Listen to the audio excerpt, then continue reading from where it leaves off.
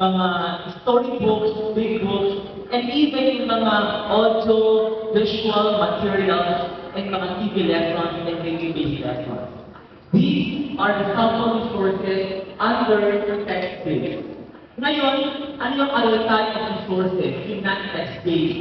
Ito yung mga gadgets, mga tools, mga equipment na ginagamit to deliver instruction.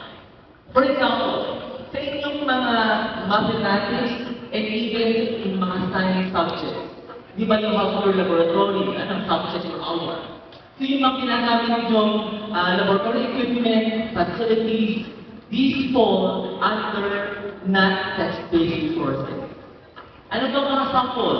For example, mga manipulatives sa mathematics, sa mga kindergarten, yung mga ginagamit ng mga laruan, mga toys.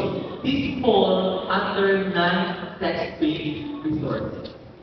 Ngayon, gaano ba kahalaga ang resources to deliver the curriculum? Specifically, the revised or the new curriculum that you will implement this coming school year.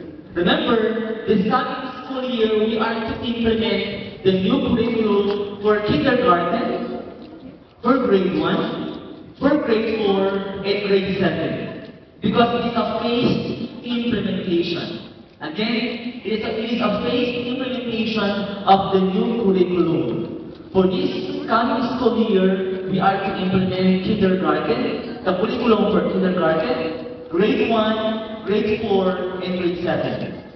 Then,